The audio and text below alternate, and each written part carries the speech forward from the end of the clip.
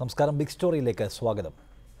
Kasaragod bank കവർച്ച കേസിൽ ഒരാളെ പോലീസ് കസ്റ്റഡിയിലെടുത്തു. തൃക്കരിപ്പൂർ വെള്ളാപ്പ് സ്വദേശി ഉസ്മാനെയാണ് പോലീസ് കസ്റ്റഡിയിലെടുത്തത്. ഇതിനിടെ കവർച്ച കേസിലെ പ്രധാന പ്രതിയുടെ രേഖാചിത്രം പോലീസ് പുറത്തുവിട്ടു. കവർച്ച നടന്ന ബാങ്ക് മന്ത്രി രമേശ് ചെന്നിത്തല സന്ദർശിച്ചു. ചെറുവത്തൂർ വിജയ ബാങ്ക് ശാഖയിലെ 4 കോടിയുടെ കവർച്ച പ്രതിയെന്ന് സംശയിക്കുന്നയാളുടെ രേഖാചിത്രമാണ് പോലീസ് തയ്യാറാക്കിയിരിക്കുന്നത്. ബാങ്കിന് താഴത്തെ നിലയിൽ വാടകയ്ക്ക് മുറിയെടുത്ത കാസർഗോഡ് സ്വദേശിയുടെ രേഖാചിത്രമാണ് പുറത്തുവിട്ടത്. നിരീക്ഷണ ക്യാമറയിൽ പതിഞ്ഞ ദൃശ്യങ്ങളുടെയും ബാങ്കിന് സമീപത്തെ കടയുടമകളുടെ മൊഴിയുടെയും അടിസ്ഥാനത്തിലാണ് രേഖാചിത്രം തയ്യാറാക്കിയത്. ബാങ്ക് കവർച്ചയിൽ ഇയാൾക്ക് പങ്കുള്ളതായി പോലീസിന് വ്യക്തമായ തെളിവുകൾ ലഭിച്ചു. മഞ്ചേശ്വരം സ്വദേശി ഇസ്മയിൽ എന്ന വ്യാജ മേൽവിലാസത്തിൽ ബാങ്ക് കവർച്ച ആസൂത്രണത്തിനായാണ് വാടകയ്ക്ക് ഇയാൾ മുറിയെടുത്തിരുന്നതെന്ന് പോലീസ് കണ്ടെത്തി. ബാങ്കുകൾ കേന്ദ്രീകരിച്ചുള്ള കവർച്ചകളെ അതീവ ഗൗരവത്തോടെയാണ് കാണുന്നതെന്ന് ആഭ്യന്തരമന്ത്രി രമേശ് ചെന്നിത്തല പറഞ്ഞു. ചെറുവത്തൂരുണ്ടായ കവർച്ച വളരെ ഗൗരവമായിട്ട് തന്നെ കാണുന്നു. കേരളത്തിൽ രാത്രിയിൽ കൂടുതൽ പെട്രോളിംഗ് ശക്തമാക്കാനും ഈ ബാങ്കുകൾ ഉൾപ്പെടെയുള്ള സ്ഥലങ്ങളിൽ നിരീക്ഷിക്കണമെന്നും ആവശ്യപ്പെട്ടിട്ടുണ്ട്. ഇതിനിടയിൽ ബാങ്കിലെ സ്ട്രോങ് റൂമിന് തൊട്ടു താഴെയായി കവർച്ചാ സംഘത്തിന് മുറി വാടകയ്ക്ക് എടുത്തു നൽകാൻ സഹായിച്ച ആളെയാണ് പോലീസ് കസ്റ്റഡിയിലെടുത്തിരിക്കുന്നത്. ബാങ്കിലെ ജീവനക്കാരിൽ നിന്നും പോലീസ് മൊഴിയെടുത്തു. KV Baiju, reporter, Kasaragod. ഈ വിഷയം ചർച്ച ചെയ്യുന്നു ബിഗ് സ്റ്റോറിയിൽ നിന്ന് സി സുഭാഷ് ബാബു, മുൻ SP, Shri Jayakumar, bank staff അസോസിയേഷൻ്റെ പ്രതിനിധി, അനിൽ രാധാകൃഷ്ണൻ മേനോൻ, ചലച്ചിത്ര സംവിധായകൻ തുടങ്ങിയവരാണ്. അപ്പം ശ്രീ ജേക്കബ് പുന്നൂസ്, മുൻ DGPയെയും ടെലിഫോൺ ലൈനിൽ പ്രതീക്ഷിക്കുന്നു. ആദ്യം ശ്രീ സുഭാഷ് ബാബു, ഈ തരത്തിൽ വലിയ കവർച്ചകൾ നടത്താൻ പോകുന്ന വിധം നമ്മുടെ ഇത്തരം പ്രധാനപ്പെട്ട സ്ഥാപനങ്ങളിലെല്ലാം സുരക്ഷാ സംവിധാനങ്ങൾ അത്രമേൽ ലഘുവായതാണ് എന്ന് തോന്നുന്നുണ്ടോ? ഇങ്ങനെ വലിയ കവർച്ചകൾ നിരന്തരമായി നടക്കുന്ന സാഹചര്യം പുതുതായി സംസ്ഥാനത്തുണ്ടായതാണോ? അതിന് കാരണം എന്തെന്നാണ് താങ്കൾ നോക്കിക്കാണുന്നത്? അല്ല, ബാങ്കുകൾക്കൊക്കെ സെക്യൂരിറ്റി വളരെ അലംഭാവത്തോടുകൂടിയാണ് അവർ കൈകാര്യം ചെയ്യുന്നത്. കാരണം അവർക്ക് പണം ഡെപ്പോസിറ്റ് വാങ്ങണം, ലോൺ കൊടുക്കണം, ലാഭം ഉണ്ടാക്കണം എന്നതിനപ്പുറത്തേക്ക് ഈ ജനങ്ങൾ വിശ്വസിച്ച് തങ്ങളിൽ നിക്ഷേപിക്കുന്ന അല്ലെങ്കിൽ തങ്ങളെ ഏൽപ്പിക്കുന്ന സ്വർണവും പണവും ശരിയായ രീതിയിൽ സുരക്ഷിതമായി സൂക്ഷിച്ച് വെക്കണം എന്നുള്ള ഒരു ഉത്തരവാദിത്വ ബോധം പലപ്പോഴും ബാങ്കുകാർക്ക് ഉണ്ടായിട്ടില്ല എന്നാണ് എനിക്ക് മനസ്സിലാക്കാൻ കഴിയുന്നത്. അപ്പോൾ അവരെ സംബന്ധിച്ച് പറയുന്നത് എന്താ പറയുക, ഇത് ഇൻഷുറൻസ് കവറേജ് ഉണ്ട്, അതുകൊണ്ട് ഇൻഷുറൻസ് കൊടുക്കും, അതുകൊണ്ട് ഈ വ്യക്തികൾക്ക്, അതായത് ആരാണ് ഇടപാടുകാർ, അവർക്ക് നഷ്ടം വരുന്നില്ല എന്നാണ്. പക്ഷേ റിസർവ് ബാങ്ക് വളരെ വ്യക്തമായിട്ട് ഇന്ന രീതിയിൽ ബാങ്കിൻ്റെ സെക്യൂരിറ്റി ഉറപ്പുവരുത്തണമെന്ന്, ഫിസിക്കൽ സെക്യൂരിറ്റി ഉറപ്പുവരുത്തണമെന്ന് ഗൈഡ് ലൈൻസ് കൊടുത്തിട്ടുണ്ട്. അത് ഓരോ പ്രാവശ്യവും കേരള പോലീസും അതിനനുസരണമായി സർക്കുലറുകളും അതേമാതിരി ഇവരുടെ മീറ്റിങ്ങുകളൊക്കെ കൂടി ഇവരോട് പറയുന്നുണ്ട്. അത് അക്ഷരാർത്ഥത്തിൽ അവർ നിരാകരിക്കുന്നു എന്നുള്ളതുമാണ് ഇതിൻ്റെ പശ്ചാത്തലം. ഇവർ ഒരു സെക്യൂരിറ്റിയെ വെക്കണമെങ്കിൽ അവർ പറയുന്നത് എന്താ പറയുക, വലിയ ഭീമമായ ചിലവുണ്ടെന്നാണ്. ഈ സാധനം നഷ്ടപ്പെട്ടതിന് ശേഷം ഇൻഷുറൻസ് തുക കിട്ടി ബാക്കി വരുന്ന സംഖ്യയേക്കാൾ തുച്ഛമായ ഒരു കാര്യമേ ഇവർക്ക് ഇതിനു വേണ്ടി ചിലവാക്കേണ്ടതുള്ളൂ. പക്ഷേ അത് വളരെ പ്രധാനപ്പെട്ട കാര്യമാണ്. ശ്രീ ജയകുമാർ, ഇക്കാര്യത്തിൽ ബാങ്കുകൾ വലിയ തോതിലുള്ള സാമ്പത്തിക ലാഭം ലക്ഷ്യം വെച്ച് പ്രവർത്തിക്കുന്നു എന്നതുകൊണ്ട് ഇങ്ങനെ സുരക്ഷാ അപകടങ്ങൾ ഉണ്ടാകുന്നുവെന്നാണ്. അതായത് 10 കോടി രൂപയുടെ സ്വർണം വയ്ക്കാൻ 1 ലക്ഷം രൂപയുടെ സെക്യൂരിറ്റി പോലും ഏർപ്പെടുത്താൻ തയ്യാറാകുന്നില്ല. അത് ഭീമമായ സാമ്പത്തിക ചെലവാണെന്ന്. ഇത്ര സ്വർണം ഇത്ര സെക്യൂരിറ്റിയുള്ള സ്ഥലത്ത് വെക്കണമെന്ന് കൃത്യമായി റിസർവ് ബാങ്കിൻ്റെ നിർദ്ദേശമുള്ളപ്പോൾ അത് പാലിക്കാനും തയ്യാറാകുന്നില്ല. ഏറ്റവും കുറഞ്ഞ ചെലവിൽ ഒരു കെട്ടിടം വാടകയ്ക്കെടുത്ത് ബാങ്കിൻ്റെ ശാഖ തുറക്കുക എന്നതിൽ മാത്രമാണ് അവരുടെ ശ്രദ്ധ. അപ്പോൾ ആ നിലയ്ക്ക് വേണ്ടത്ര സെക്യൂരിറ്റി ഉറപ്പാക്കാതെ വലിയ തോതിൽ സ്വർണവും പണവും സൂക്ഷിച്ചു വെക്കുകയും പിന്നീട് അത് മോഷണം പോവുകയും ചെയ്താൽ അതിന് നിയമപരമായി മറുപടി പറയേണ്ട ബാധ്യത ബാങ്കിന് കൂടി ചേർക്കേണ്ടതല്ലേ? എന്നല്ലേ ഇക്കാര്യത്തിൽ കൂടുതൽ ഉത്തരവാദിത്വം അവർക്ക് വരൂ? തീർച്ചയായിട്ടും ഈ ബാങ്കിന് ഉത്തരവാദിത്വത്തിൽ നിന്നും ഒഴിയാനുള്ള യാതൊരു കാരണവും അവശേഷിക്കുന്നില്ല. കാരണം വിശ്വാസ്യതയുടെ ഭാഗമായിട്ടാണ് കസ്റ്റമർ അവരുടെ സമ്പാദ്യങ്ങൾ ബാങ്കുകളിൽ നിക്ഷേപിക്കുന്നത്. അപ്പോൾ അതിന് കോട്ടം തട്ടുമ്പോൾ സ്വാഭാവികമായിട്ടും ആ വിശ്വാസ്യതയ്ക്ക് കോട്ടം തട്ടുമ്പോൾ ബാങ്കുകളിലുള്ള വിശ്വാസ്യത തീർച്ചയായും നഷ്ടപ്പെടും. അത് അവിടെ പണിയെടുക്കുന്ന ജീവനക്കാരെയും ബാധിക്കുന്ന ഒരു വിഷയമാണ്. തീർച്ചയായിട്ടും ഇത് ബാങ്ക് മാനേജ്മെൻറ്റുകളുടെ ലാഭക്കൊതിയുടെ ഭാഗമായിട്ട് ഉള്ള ഒരു വിഷയമായിട്ടാണ് തൊഴിലാളി സംഘടനകൾ കാണുന്നത്. കാരണം റിസർവ് ബാങ്കിൻ്റെ ഗൈഡ് ലൈൻ അനുസരിച്ച് കറൻസി ചെസ്റ്റുകൾ പ്രവർത്തിക്കുന്ന ശാഖകളിൽ കൃത്യമായും 5 ഗാർഡുമാർ, ആംഡ് ഗാർഡ്, തോക്കുധാരികളായ 5 ഗാർഡുമാർ വേണമെന്നാണ് റിസർവ് ബാങ്ക് നിഷ്കർഷിക്കുന്നത്. എന്നാൽ കേരളത്തിലെ 90% വരുന്ന മറ്റ് ശാഖകളിൽ, ഈ കറൻസി ചെസ്റ്റ് അല്ലാതെയുള്ള മറ്റ് ശാഖകളിൽ യാതൊരു വിധത്തിലുള്ള സെക്യൂരിറ്റി പൂർണ്ണമായിട്ടും കൊടുക്കാത്ത ഒരവസ്ഥയാണ് ഇപ്പോൾ കണ്ടുവരുന്നത്. തീർച്ചയായിട്ടും ബാങ്കുകളിൽ പ്രവർത്തിക്കുന്ന സംഘടനകൾ എന്നുള്ള നിലയ്ക്ക് സെക്യൂരിറ്റിയുടെ കാര്യത്തിൽ യാതൊരു വിട്ടുവീഴ്ചയ്ക്കും തയ്യാറാകുന്നില്ല എന്നുള്ളതാണ് എടുത്തു പറയേണ്ട ഒരു കാര്യം. സുഭാഷ് ബാബു, ഇക്കാര്യത്തിൽ നേരത്തെയും ഇത്തരം വൻകിട കവർച്ചകളുമായി ബന്ധപ്പെട്ട അന്വേഷണത്തിൽ പോലീസ് പലപ്പോഴും ചെന്നുപെട്ടിട്ടുള്ളത് ഈ ബാങ്കിലെ ഉദ്യോഗസ്ഥരുടെ സഹായത്തോടെ നടത്തിയിട്ടുള്ള കവർച്ച എന്ന നിലയിലേക്കായിരിക്കും എന്ന ക്ലൈമാക്സിലേക്കാണ് പലപ്പോഴും. ഇവിടെയും CCTV ക്യാമറകൾ ഇവിടെ ഇപ്പോൾ ഈ കാസർഗോഡ് വിജയ ബാങ്കിലുണ്ട്. തറ തുറന്നാണ് അകത്ത് കടന്നിട്ടുള്ളത്. CCTV ക്യാമറ ഇവിടെ പരിധിയിലുള്ള സ്ഥലത്തുകൂടിയല്ല അവരകത്തു കടന്നിട്ടുള്ളത്. 2-3 ദിവസം അവധിയായിരിക്കും. സുരക്ഷാ ഉദ്യോഗസ്ഥരില്ല. ഇതേ ഭാഗത്തുകൂടി തുറന്നാൽ ഇതേ മുറിയിലെത്താം. അവിടെ ഇത്ര കോടി രൂപയുടെ സാധനം ഇരിപ്പുണ്ട് എന്നൊക്കെയുള്ള വിവരങ്ങൾ കൃത്യമായി മനസ്സിലാക്കി ഓപ്പറേഷൻ നടത്തിയതുപോലെ ഉണ്ട്. അപ്പോൾ ജീവനക്കാരുടെ അകത്തു നിന്നുള്ള ഏതെങ്കിലും തരത്തിലുള്ള സഹായം ഇവർക്കൊക്കെ ഇത്തരം വൻകിട കവർച്ചകൾക്കുണ്ടാവാനുള്ള സാധ്യത പോലീസ് എല്ലായ്പ്പോഴും വലിയ സംശയത്തോടെ നോക്കിക്കാണുന്നുണ്ട്. അതിന് സാധ്യത കൂടുതലാണ്. അതെ, ബാങ്ക് ജീവനക്കാർ ഉൾപ്പെട്ടുകൊണ്ട് അവരുടെ സഹായത്തോട് കൂടിയിട്ട് കവർച്ചകൾ നടക്കുന്നുണ്ട്, ഇപ്പോഴും നടക്കുന്നുണ്ട്. അതോടൊപ്പം തന്നെ ഈ ബാങ്കിനകത്തിലേക്ക് ഒരാൾ കയറി ചെന്ന് കഴിഞ്ഞാൽ മിക്കവാറും ബാങ്കുകൾ, അതായത് കോപ്പറേറ്റീവ് ബാങ്കുകളായാലും ശരി, ഷെഡ്യൂൾഡ് ബാങ്കുകളായാലും ശരി, മിക്കതിനകത്തിലും അതിനകത്ത് ചെന്ന് കുറച്ച് നേരം അവിടെ സമയം ചെലവഴിച്ച് കഴിഞ്ഞാൽ അവിടെ നടക്കുന്ന കാര്യങ്ങൾ എന്താണെന്ന്, സ്ട്രോങ് റൂം എവിടെയാണ്, ആളുകൾ സ്ട്രോങ് റൂമിലേക്ക് പോകുന്നത്, തിരിച്ചു വരുന്നത് എങ്ങനെയാണ്, ഈ സംവിധാനങ്ങളൊക്കെ കാണുകയും അതേപോലെ തന്നെ ഈ ക്യാമറ സംവിധാനങ്ങൾ പല ബാങ്കുകളിലും ഉണ്ട്. പക്ഷേ ഷെഡ്യൂൾ ബാങ്കുകളിലൊക്കെ ഉണ്ട്, കോപ്പറേറ്റീവ് ബാങ്കുകളിൽ കുറേ അധികം സ്ഥലത്തുമുണ്ട്. പക്ഷേ അവിടെ ചെന്ന് കഴിഞ്ഞാൽ തന്നെ ഈ ക്യാമറയുടെ ലെൻസ് പുറത്തേക്ക് കാണുന്ന മാതിരി, ക്യാമറയുടെ സെറ്റ് തന്നെ പുറത്തേക്ക് കാണുന്ന മാതിരിയാണ് ചെയ്തിരിക്കുന്നത്. അപ്പോൾ അവർക്ക് ഇതിൻ്റെ കവറേജ് എവിടെയൊക്കെയുണ്ട് എന്ന് മനസ്സിലാക്കാൻ കഴിയും. ക്യാമറ ഫിറ്റ് ചെയ്യുന്ന അവസരത്തിൽ ഇതിൻ്റെ സ്ട്രോങ് റൂമിൻ്റെ അവിടുത്തെ ഉള്ളിലേക്ക് ഫിറ്റ് ചെയ്യാൻ പാടില്ല എന്നൊരു ഡയറക്ഷനുണ്ട്. കാരണം സ്വകാര്യത ആളുകളെ നഷ്ടപ്പെടുന്നു. അപ്പോൾ പുറമേക്ക് ഈ ഡോറ് കടക്കുന്നതും അത് ഓപ്പറേറ്റ് ചെയ്യുന്നത് വരെയുള്ള കാര്യങ്ങളേക്ക് ഈ ക്യാമറയുടെ ദൃഷ്ടിക്കുള്ളിൽ വരുന്ന രീതിയിൽ ഫിറ്റ് ചെയ്യണം. അതൊന്നും ആരും പരിശോധിക്കാറില്ല. ആർക്കെങ്കിലും ഒരു കോൺട്രാക്റ്റ് കൊടുക്കും, അവർ കൊണ്ടുവന്ന് വെക്കും. അതിന് ഒരു വിദഗ്ധ പരിശോധനയൊന്നുമില്ല. ഇത് അതുപോലെ തന്നെ എൻ്റെ റെക്കോർഡിംഗ് സിസ്റ്റം ചിലയിടത്തില്ല, അപ്പോഴപ്പോൾ വന്ന് തന്നെ പോകുന്നതാണ്. പക്ഷേ റെക്കോർഡിംഗ് സിസ്റ്റം ഇതോട് കൂടിയിട്ട് വളരെ പക്കയായിട്ട് ഇതിനൊരു സർട്ടിഫിക്കറ്റ് പോലീസ് ഇപ്പം സുരക്ഷാ നിർദ്ദേശങ്ങൾ കൊടുക്കാമെന്നൊക്കെ പറഞ്ഞ് പോലീസ് ആക്ടിൽ പുതിയ പ്രൊവിഷനൊക്കെ ഉണ്ട്. പോലീസിന് നിർബന്ധമായിട്ട് ഇന്ന രീതിയിൽ വേണം, എന്നാലേ പ്രവർത്തിക്കാൻ പാടുള്ളൂ എന്ന് വളരെ കർശനമായിട്ട് നിർദ്ദേശിക്കാം. പക്ഷേ ആ നിർദ്ദേശങ്ങളൊന്നും പോലീസിൻ്റെ ഭാഗത്തുനിന്നും ഉണ്ടാകുന്നില്ല. അതുകൊണ്ട് കൂടെയാണ് ഇതേമാതിരിയുള്ള വീഴ്ചകൾ ബാങ്ക് ഉദ്യോഗസ്ഥന്മാരുടെ ഭാഗത്തുനിന്ന് വരുന്നത്.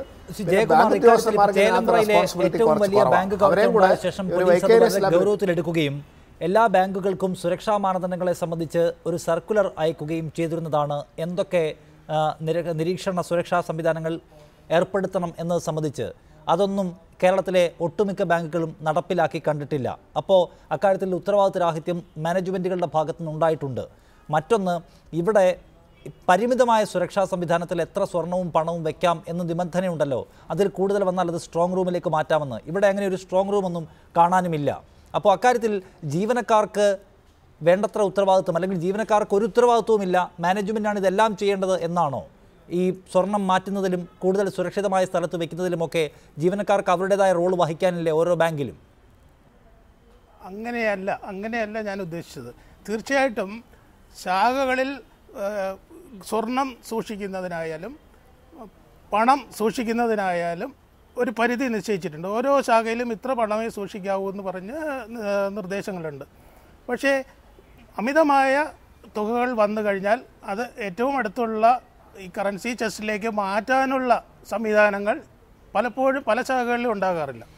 തീർച്ചയായിട്ടും എല്ലാ ശാഖകളിലും സെക്യൂരിറ്റി ഗാർഡ്, ആംഡ് ഗാർഡ് തന്നെ പോസ്റ്റ് ചെയ്യണം എന്നുള്ള ആഗ്രഹമാണ് ജീവനക്കാർക്ക്, ബാങ്കുകളിൽ വർക്ക് ചെയ്യുന്ന എല്ലാ ജീവനക്കാർക്കും. സ്വാഭാവികമായിട്ടും അവർക്ക് ഈ പണവും സ്വർണവും മാത്രമല്ല, അവരുടെ ജീവന് പോലും ഭീഷണി ഉയർത്തുന്ന ഒരവസ്ഥയിലേക്കാണ് കാര്യങ്ങൾ വന്നിരിക്കുന്നത്. നമ്മുടെ ബാങ്ക് മാനേജ്മെൻറ്റ് കേരളത്തിൽ പ്രത്യേകിച്ചും ഇവിടുത്തെ ക്രമസമാധാന നില വളരെ സുരക്ഷിതമാണ് എന്ന് പറഞ്ഞുകൊണ്ടാണ് ഇത്തരം വീഴ്ചകൾ വരുത്തി വയ്ക്കുന്നത്.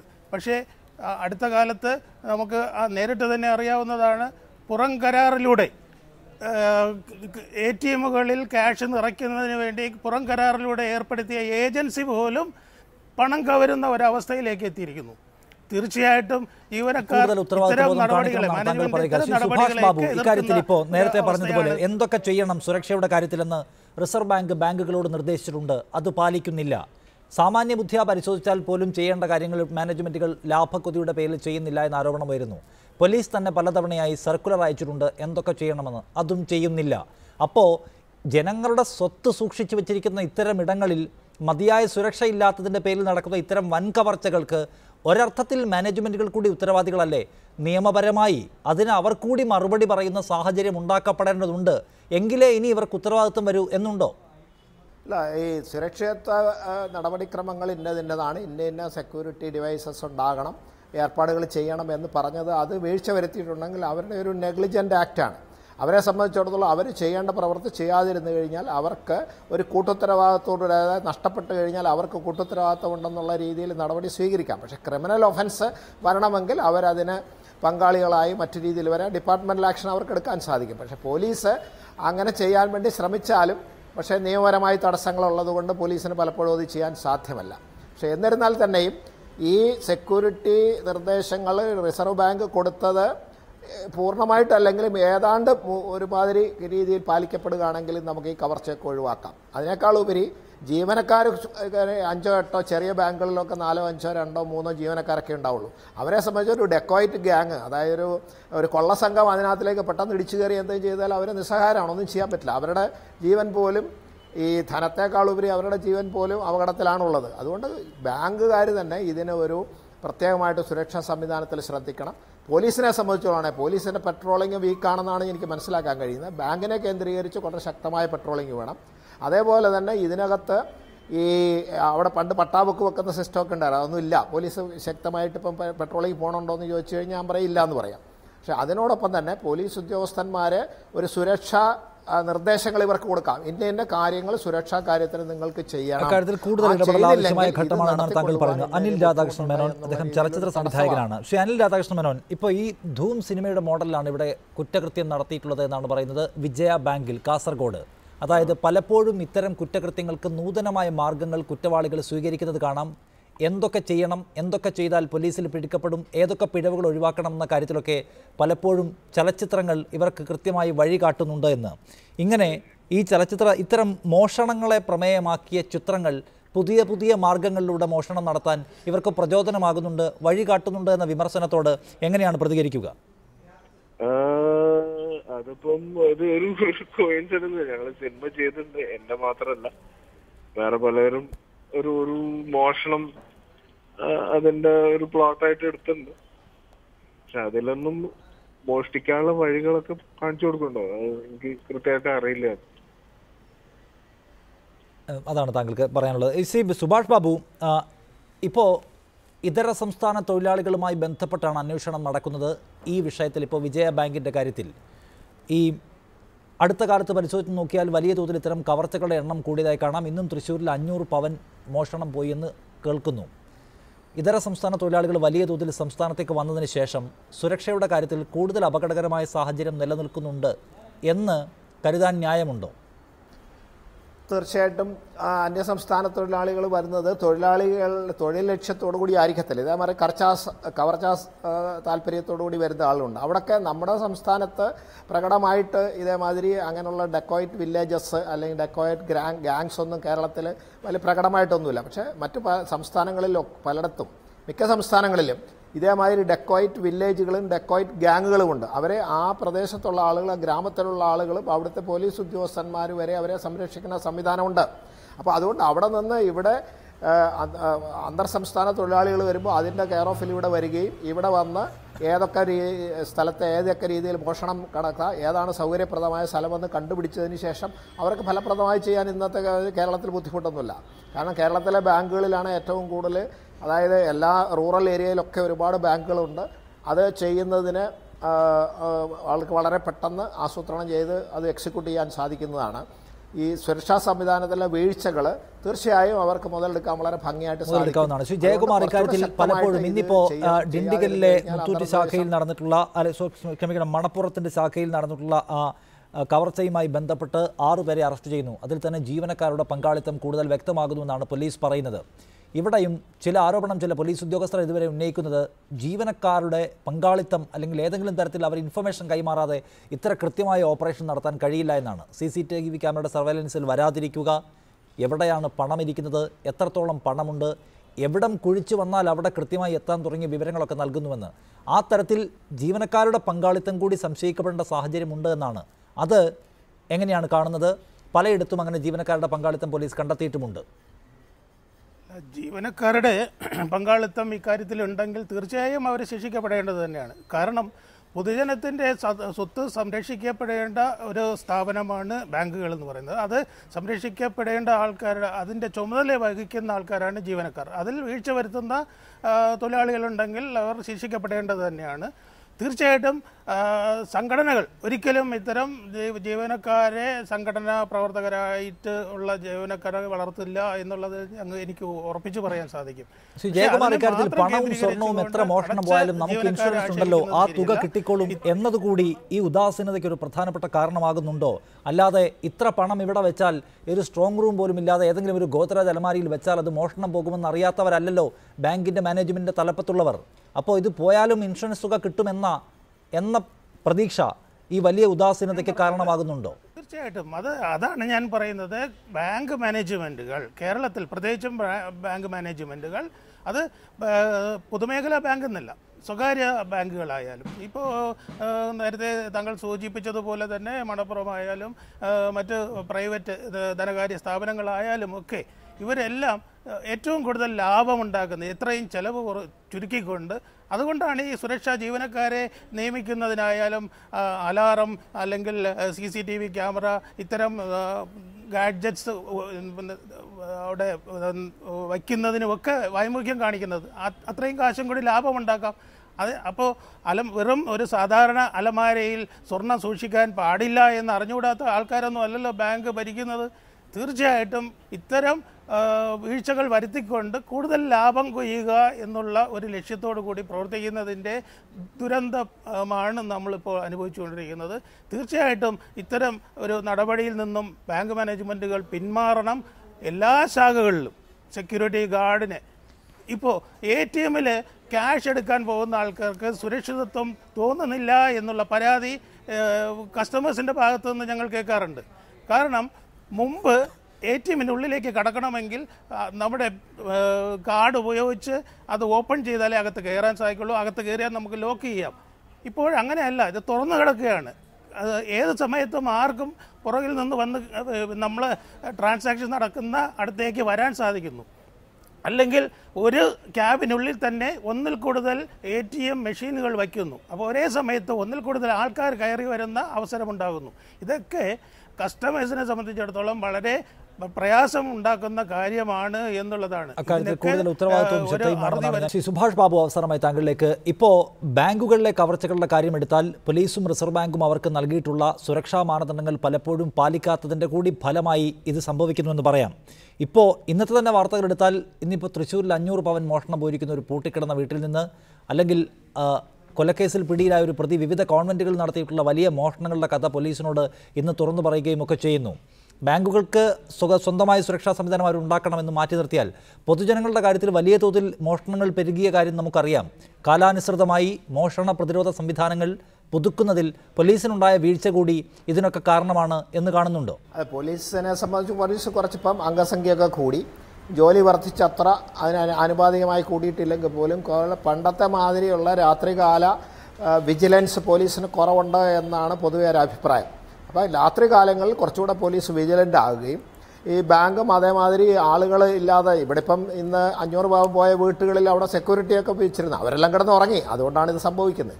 അപ്പോൾ അവരത് വീക്ഷിച്ചതിന് ശേഷം അത് ഉത്തരവാദിത്തക്കുറവ് കൊണ്ടാണ് സംഭവിക്കുന്നത്. പിന്നെ പ്രത്യേകിച്ച് ഇത്രയും പണമൊക്കെ ഉള്ള ഒരാളിന് അവിടെ ഒരു ഇൻഫ്രാറെഡ് അനുസരിച്ചിട്ടുള്ളൊരു അലാമൊക്കെ വീട്ടിനുള്ളിൽ വെച്ച് കഴിഞ്ഞാൽ അത് ലൈറ്റ് ഇല്ലെങ്കിൽ പോലും ACDC അനുസരിച്ചിട്ട് അവരുടെ അലാമൊക്കെ പ്രവർത്തിക്കാം, CC ക്യാമറ വർക്ക് ചെയ്യാം. അതൊക്കെ അദ്ദേഹത്തിന് ചെയ്യാമായിരുന്നു. അദ്ദേഹത്തിൻ്റെ ഭാഗത്തും കൂടെ ഒരു വീഴ്ചയുണ്ട്. പക്ഷേ പോലീസ് കുറച്ചുകൂടെ വിജിലൻ്റായിട്ട് പഴയ കാലത്തെ മാതിരി ഈ രാത്രി കാലങ്ങളിൽ നടക്കുന്ന ആളുകളെ കർശനമായിട്ട് ചോദ്യം ചെയ്യുന്ന ഒരു സംവിധാനം ഇപ്പം കുറവാണ്. അപ്പോൾ അതൊക്കെ കള്ളന്മാരെ സംബന്ധിച്ചിടത്തോളം കൊള്ളക്കാരെ സംബന്ധിച്ചുള്ള ഒരു ആത്മവിശ്വാസം കൂടിയിട്ടുണ്ട്, ഞങ്ങളെ പിടിക്കപ്പെടില്ല. അത് സംഭവം കഴിഞ്ഞതിന് ശേഷം പോലീസ് ഈ ക്യാമറയുടെ സഹായത്തോടും മൊബൈൽ ഫോണിൻ്റെ സഹായത്തോടും ഒക്കെ പിടിക്കും എന്നുള്ളതും അവർക്കറിയായിരിക്കും. പക്ഷേ എന്നാൽ തന്നെയും ഇത് കുറച്ചുകൂടെ കാര്യമാത്രം പ്രസക്തമായും പോലീസിന്റെ ഭാഗത്ത് ഒരു ശ്രദ്ധ വേണം. ബാങ്ക് ഉദ്യോഗസ്ഥന്മാരുടെ ശേഷം ന്യൂസ് ടുഡേ കാണാം. നമസ്കാരം.